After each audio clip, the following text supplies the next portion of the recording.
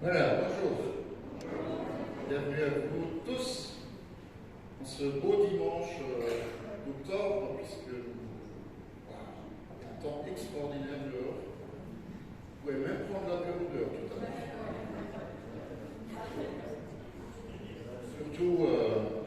Surtout Hubert qui a fêté son anniversaire là, tout récemment, hein, donc on y reviendra tout à l'heure. Hein. Voilà. En tout cas, je suis heureux de vous accueillir ce matin pour notre culte qui a un thème pour moi important, extraordinaire, essentiel aussi pour notre vie de foi, c'est la guérison du corps et de l'âme. Le Seigneur, notre Dieu, c'est un Dieu qui guérit. Point. Amen. Et voilà, donc on abordera ce thème tout à l'heure. C'est vrai qu'on a aussi le privilège de pouvoir accueillir Arthur qui n'est pas là, mais qui viendra tout à l'heure en grande pompe, hein, donc pour le temps du baptême, et puis aussi la remise de la Bible pour les nouveaux catéchumènes, tout ça. C'est un temps de fête, mais on se réjouit. Ok, vous avez l'air. Donc on va commencer, on va chanter un des cantiques qui est important pour le thème de ce dimanche.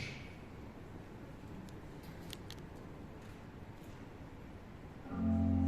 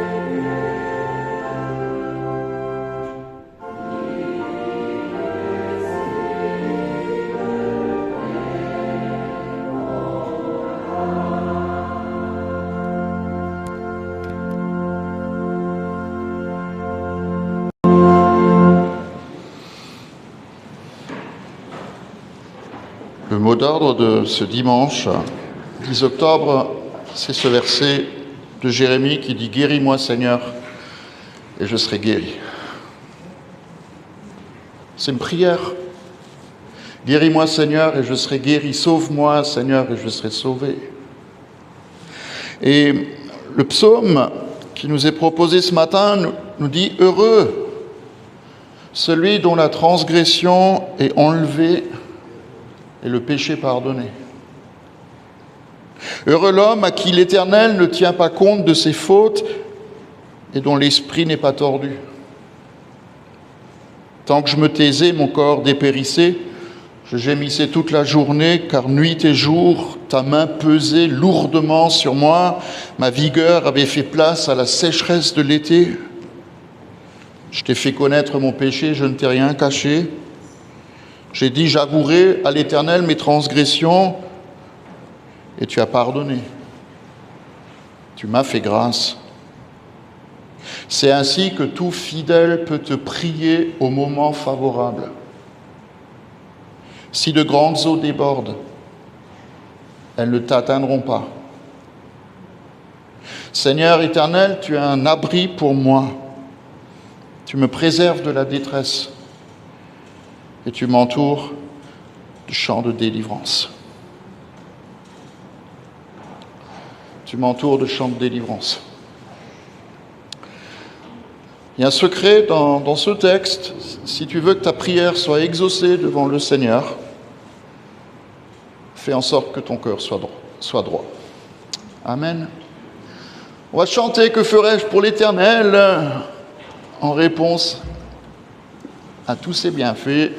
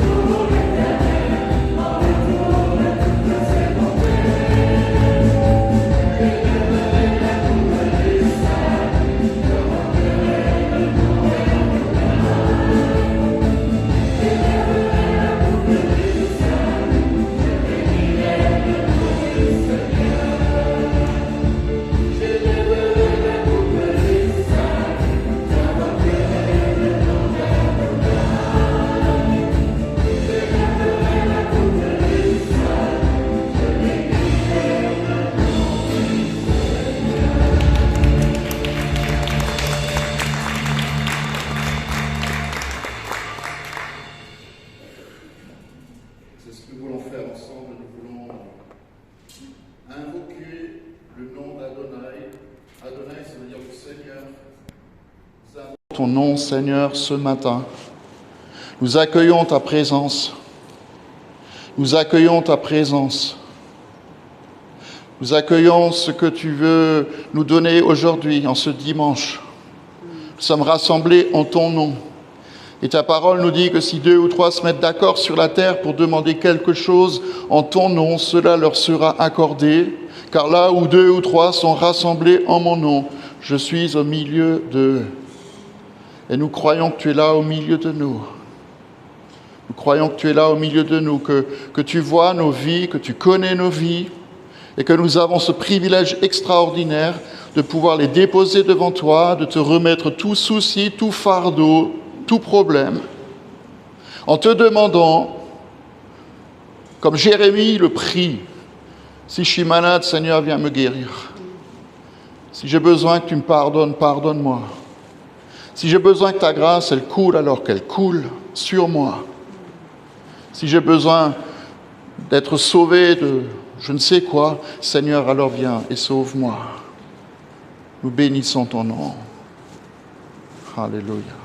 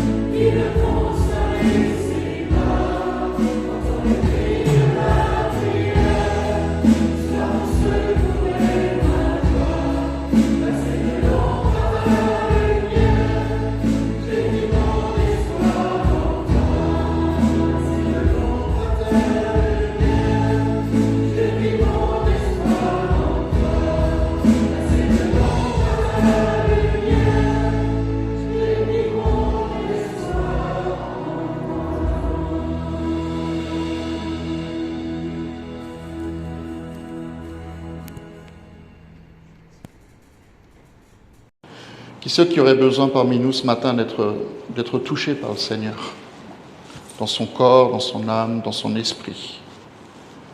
Je prie, Seigneur, alors que nous allons chanter « Mon seul abri, c'est toi », mais que nous nous réfugions en toi, que nous nous abritions sous tes ailes, que tu sois celui qui maintenant, du haut du ciel, étende sa main sur nous et fasse du bien à ceux qui ont besoin. Tu le sais, parce que je le répète souvent, nous ne cherchons pas d'abord ta main, mais nous cherchons ta présence. Et je sais que si nous cherchons ta présence, alors tu étends aussi ta main sur nous. Alors fais-le, s'il te plaît, pour ceux qui ont besoin. Mon seul abri, c'est toi.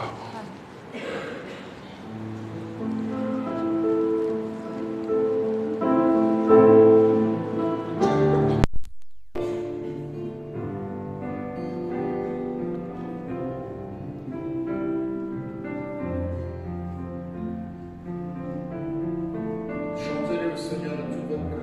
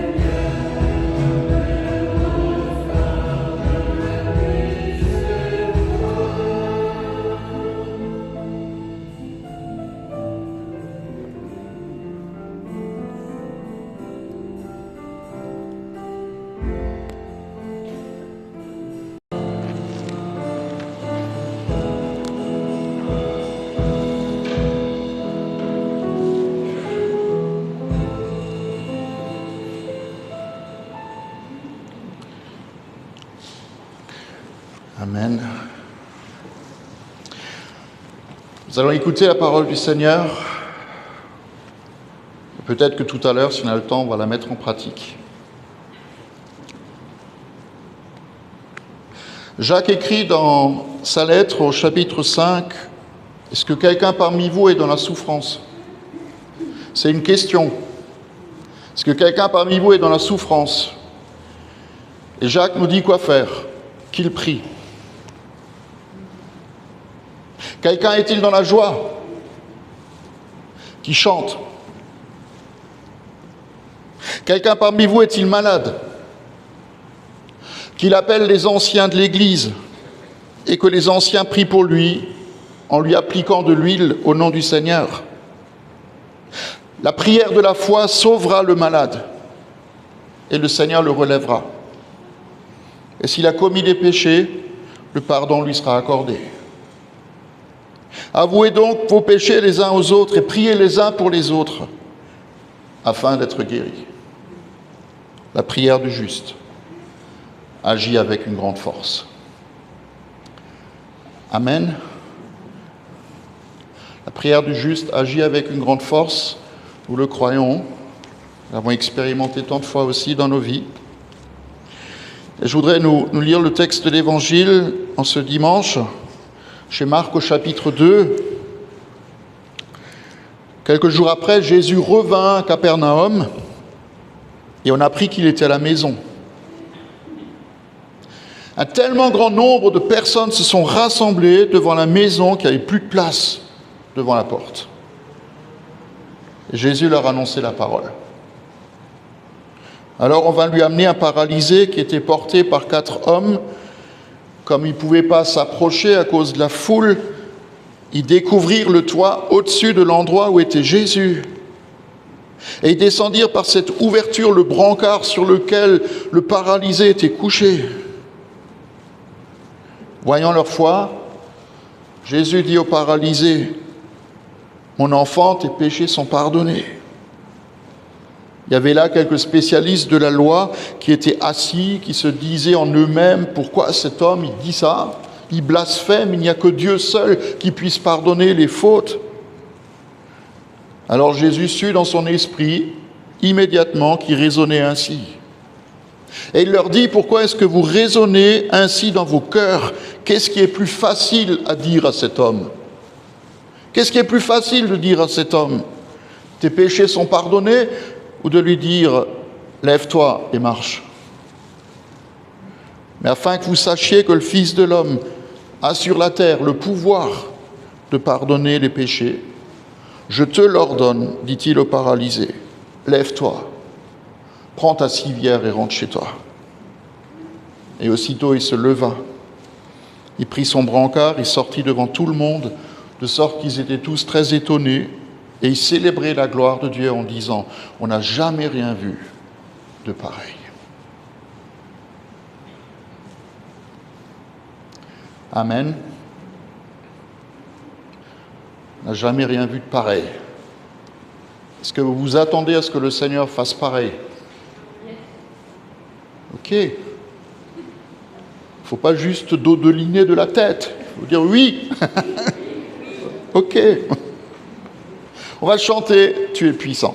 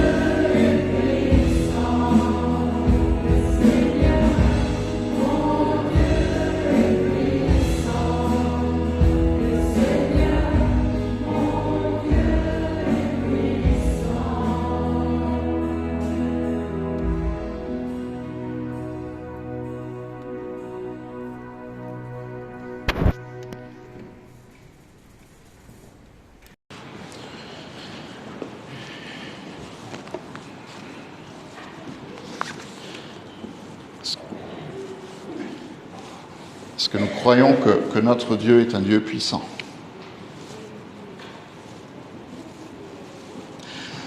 C'est important de se poser la question quand même, parce que quand on est dans la maison de l'Éternel, quand on est dans sa présence,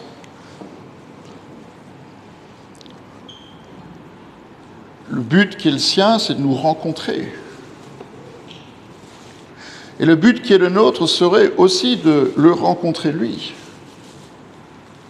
Comme un père qui est aimant, un père qui manifeste son amour pour ses enfants, un père qui veut prendre soin de nous. Et ce n'est pas juste une espèce de sentimentalisme religieux que de se dire cela. De se dire, je viens m'abriter sous tes ailes, je viens me blottir dans tes bras, je viens m'approcher de toi. C'est juste la réalité de ce que Dieu veut pour nous. Il veut cela pour nous. Il veut que nous nous approchions de lui pour que lui puisse s'approcher de nous. Et je pense que parfois dans nos vies, il y a une telle distance entre lui et nous que lui aimerait combler et nous, on hésite. Parfois par peur, parfois par aussi manque de conviction et manque de foi. Parce que nous croyons que Dieu est un Dieu qui guérit. Qui de nous a déjà expérimenté, je ne vais pas vous demander de témoigner, mais qui de nous a déjà expérimenté la puissance de guérison de son Dieu? Levez juste la main plus haut. Okay. Les autres, vous regardez juste autour de vous. Moi aussi, je peux le dire à maintes et maintes fois que nous avons expérimenté la puissance de guérison. Et je voudrais ce matin que les choses soient juste claires. Nous vivons dans un monde qui est un monde déchu, un monde qui soupire, qui gémit, qui souffre. On n'est pas au-dessus de la souffrance, on n'est pas au-dessus de la maladie, mais nous sommes juste là pour témoigner que notre Dieu, c'est un Dieu puissant. Et que la guérison, même si elle n'a pas lieu ici sur la terre, elle aura lieu de toute façon, une fois qu'on sera dans sa présence éternellement. Et je voudrais le dire pour ceux qui sont dans le deuil et ceux qui ont perdu un être cher, qui ont peut-être même prié pour cet être cher, que le Seigneur, il continue de guérir.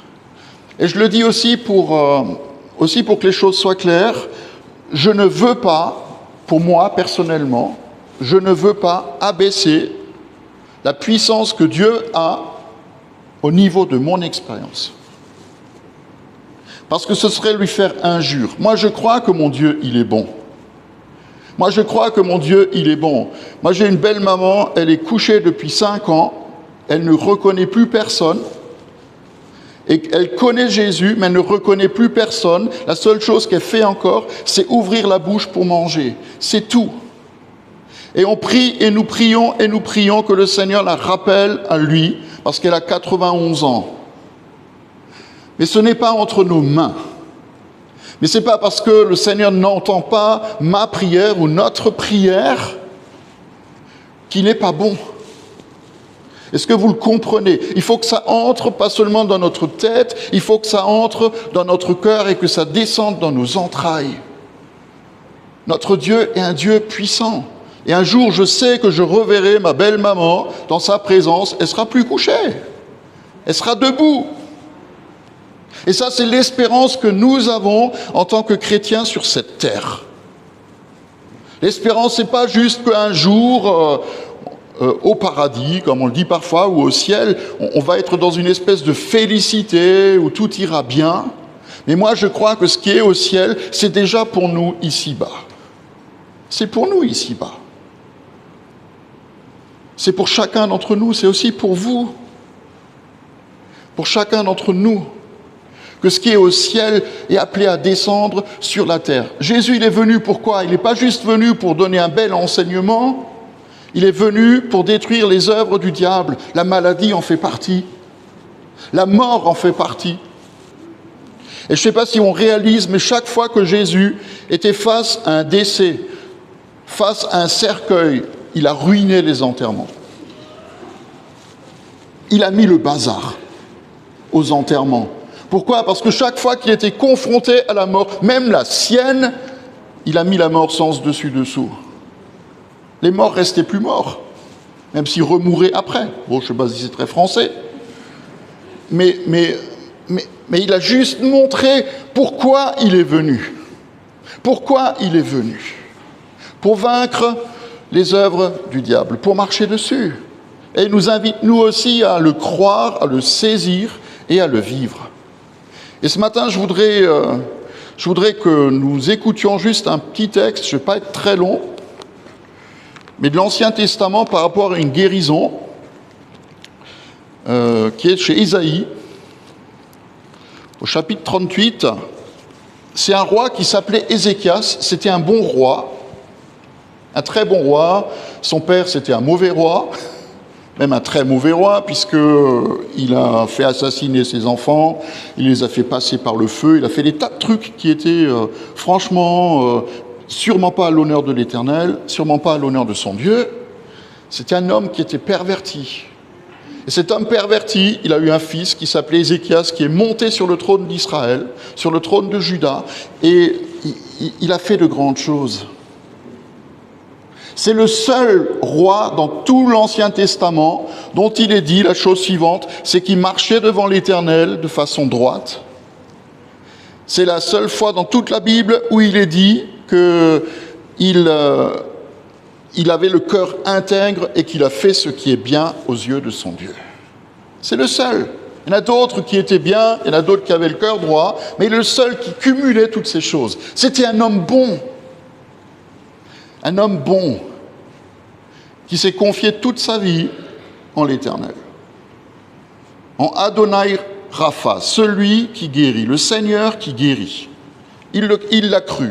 Et alors, nous dit Ésaïe, à cette époque-là, Ézéchias fut atteint d'une maladie mortelle. Quand vous allez au Canada, sur les paquets de cigarettes, c'est assez amusant, ça me fait toujours marrer. Si vous allez au Canada, sur les paquets de cigarettes, il y a marqué « Fumer peut provoquer de graves maladies mortelles ». Généralement, quand une maladie est mortelle, c'est qu'elle est grave. Okay, mais c'est marqué sur leur paquet de cigarettes « Fumer peut provoquer de graves maladies mortelles ». Ok, d'accord. Donc lui, il est atteint d'une maladie mortelle, et le prophète Ésaïe, fils d'Amoz, il vint le trouver et lui annonça « Voilà ce que dit l'Éternel, donne des ordres à ta maison, car tu vas mourir et tu ne vas plus vivre. » Et Ézéchias tourna le visage contre le mur, et il fit cette prière à l'Éternel. « Éternel, souviens-toi que j'ai marché devant toi dans la vérité, avec un cœur intègre, et que j'ai fait ce qui est bien à tes yeux. » Puis il pleura abondamment. Alors la parole de l'Éternel fut adressée à Ésaïe. Va annoncer à Ézéchias. Voilà ce que dit l'Éternel, le Dieu de ton ancêtre David. J'ai entendu ta prière et j'ai vu tes larmes. J'ajoute 15 années à ta vie. Je te délivrerai, comme je l'ai fait, du temps du roi d'Assyrie. Je te protégerai comme j'ai protégé cette ville. Voilà pour toi, de la part de l'Éternel, le signe qu'il accomplira, la parole qu'il a prononcée. Je vais faire reculer l'ombre des marches qui est descendue sur l'escalier, et ce grâce au soleil, je vais la faire reculer. Et le soleil recula de 10 marches sur l'escalier, et il était déjà descendu. Frères et sœurs, permettez-moi de vous poser cette question. Quand on est dans la souffrance, la maladie, la douleur, le problème, le défi, qu'est-ce que tu fais? Qu'est-ce que tu fais? Ézéchias, il a fait une chose qu'on dit dans la Bible, c'est la seule fois où c'est dit dans la Bible, il a tourné son visage contre le mur. Et je pense souvent à Jérusalem, au mur des lamentations, il y a des millions et des millions de personnes qui vont prier. Alors en ce moment c'est un peu compliqué, mais ils viennent prier contre le mur, déposer leur petit bout de papier avec leur prière. Et je suis persuadé que l'Éternel, quand on est face au mur, non pas le mur de l'incompréhension, comme on dit parfois, je prie et ça n'atteint pas le plafond, mais je suis persuadé que cette prière-là, elle touche le cœur de Dieu. Il s'est tourné contre le mur et il a prié. Il a prié inlassablement. Il a prié non pas pour tordre le bras de Dieu, puisque Dieu lui avait dit « tu vas mourir ». Il n'a pas prié pour que le Seigneur, il le sorte de là. Il a prié, il a prié et il a prié devant son Dieu en pleurant. Je vais le dire comme ça. Il y a des pleurs qui sont inefficaces. Quelqu'un a dit un jour, tu peux pleurer contre le mur et l'Éternel va entendre, et tu peux pleurer dans ton coussin, ça va juste mouiller ton lit. Il y a des pleurs qui sont inefficaces parce qu'il leur manque un ingrédient essentiel. C'est la prière. Et Ézéchias, il le fait. Ézéchias, il se tourne vers le Seigneur, contre le mur, non pas contre les gens qui sont autour de lui, pas vers sa famille qui était peut-être là rassemblée pour lui dire au revoir. Il se tourne contre le mur parce qu'il veut rencontrer son Dieu. Et quand il rencontre son Dieu, alors il commence à pleurer abondamment. Il prie en pleurant. Vous savez que les 2 versets de la Bible les plus courts, et je trouve ça tellement extraordinaire, aussi par rapport à nos propres vies, ces 2 versets, le premier c'est « Jésus l'aima », par rapport au jeune homme riche. Jésus l'a aimé, ces 2 mots, Jésus l'aima. Et puis, le deuxième verset le plus court, c'est « Jésus pleura ». Jésus a pleuré. Et il a pleuré devant quoi ? Il a pleuré devant la situation de tous ceux et de toutes celles qui ont oublié ou qui ne veulent pas comprendre qui il est. Il a pleuré face à la mort. Il a pleuré pour un ami qui était décédé. Il a pleuré. Et le Seigneur, parce qu'il a vu les larmes, le Seigneur a exaucé. Je ne sais pas si vous avez vu avant-hier l'enterrement de Bernard Tapie. Enfin, vous ne l'avez peut-être pas vu. Ce n'est pas non plus essentiel. Hein. Mais moi, j'ai regardé un petit peu et j'ai vu au premier rang, à côté de sa famille, de sa femme et de ses enfants, il y avait un pasteur.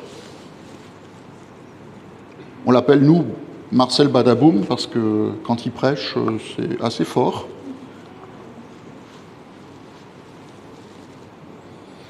Et ce pasteur, il a amené Bernard Tapie dans sa maladie auprès du Seigneur. Et c'est lui qui, entre autres, a prêché à son enterrement. Pour dire quoi ? Alors, ça m'a fait marrer, je vais vous dire, ce qui m'a fait rigoler, c'est que les journalistes, parfois, il y a des mots qui sortent de leur bouche, ils ont du mal à les dire. Hein. C'est comme si un truc qui était coincé, là. Ça ne veut pas sortir. Un des journalistes, il a dit « Oui, monsieur Tapie, enfin Bernard Tapie, il était croyant. » Alors il ne savait plus quoi dire. Il était croyant, et il était croyant en la vie éternelle. Il y a des mots qui parfois ont du mal à sortir. Mais moi je suis sûr d'une chose, c'est que le Seigneur, même s'il ne l'a pas guéri sur la terre, aujourd'hui il est guéri dans le ciel. Pourquoi ? Juste parce qu'il a accepté de se confier en celui qui est la source et le maître de la vie. Et c'est une vraie invitation aussi pour nous ce matin à faire la même chose. On l'a entendu dans l'épître de Jacques. Si tu es malade, qu'est-ce que tu dois faire ? Lamente-toi, ça te fera le plus grand bien. Plains-toi, et on a le droit de le faire. On a le droit de le faire. Non, si tu es malade, prie. Si tu es heureux, qu'est-ce que tu dois faire? Chante. Chante avec joie. Si quelqu'un est malade parmi vous, qu'est-ce qu'il doit faire? Qu'il appelle les anciens de l'Église, et les anciens de l'Église vont prier pour lui en lui mettant de l'huile.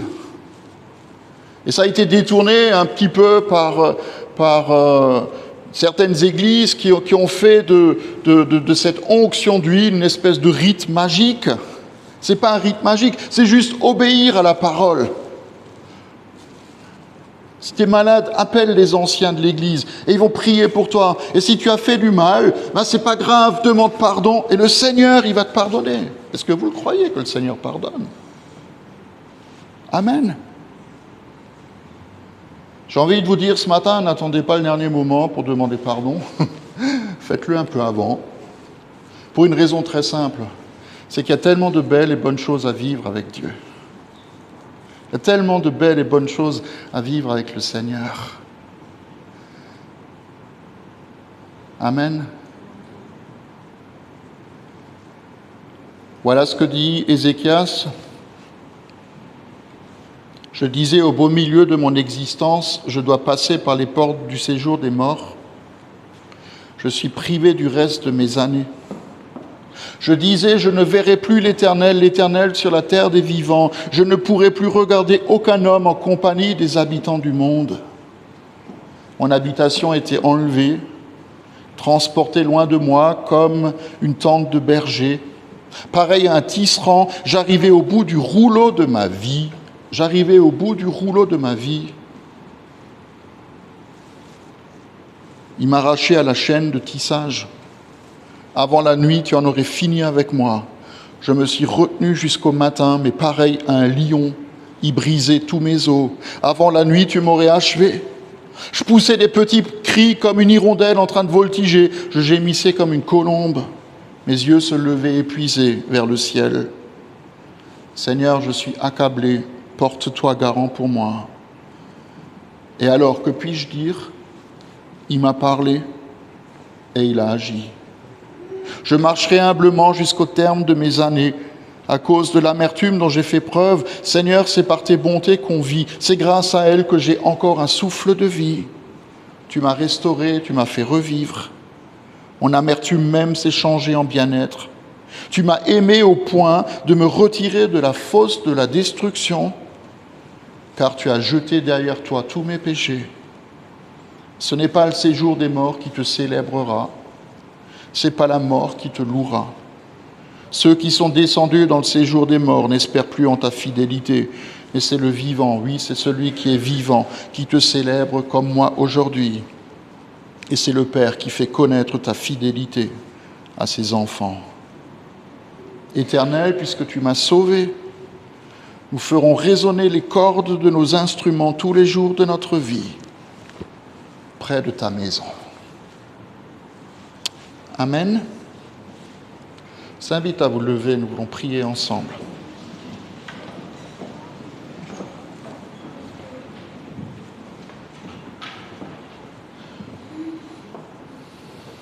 Nous voulons, Seigneur, juste nous placer devant toi maintenant.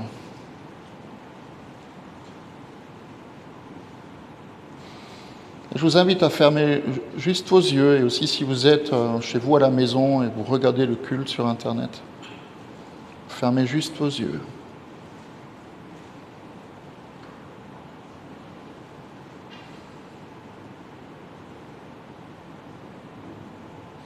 Et intérieurement, nous nous tournons vers le mur, non pas le mur de l'incertitude, de l'incrédulité,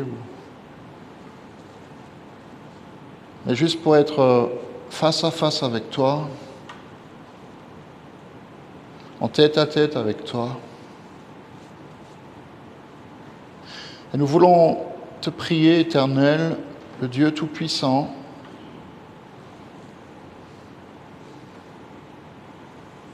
toi qui es Dieu de toute éternité, toi qui es le Sauveur du monde. Nous voulons te prier, toi Jésus, qui as donné ta vie, pas seulement pour notre salut, pas seulement pour le pardon, mais aussi pour notre guérison. Et nous invoquons ton nom, Esprit Saint, qui est envoyé de la part du Père, au nom de Jésus, que tu viennes au milieu de nous et que tu entendes notre prière. Que tu entendes notre prière. Et je voudrais vous inviter, dans le silence de vos cœurs, à faire monter votre prière devant le Seigneur. À la faire monter devant lui.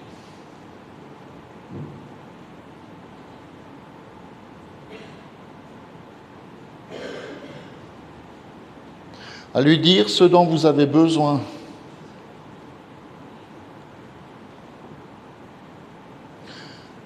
À l'appeler au secours.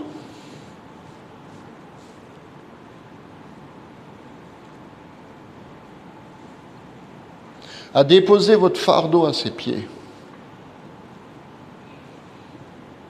Et le Père qui est là, il entend. Et le Père qui est là, il voit. Il voit même nos larmes.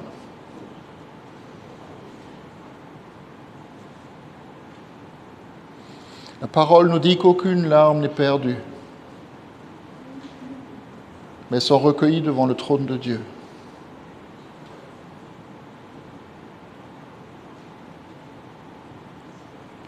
Nous prions, Seigneur, que tu exerces au milieu de nous ta compassion, ta grâce et ta puissance. Dans le nom de Jésus.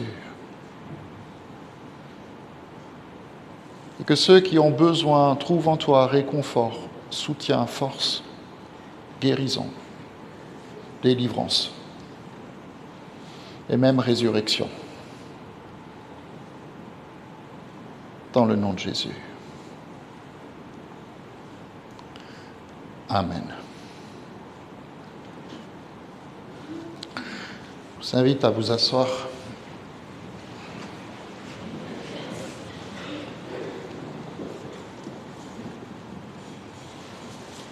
Bienvenue Arthur. Tu as fait, comme je l'ai dit, entrer en grande pompe. C'est beau. On va dire au revoir à tous ceux qui nous regardent sur Internet. Allez-y, dites au revoir.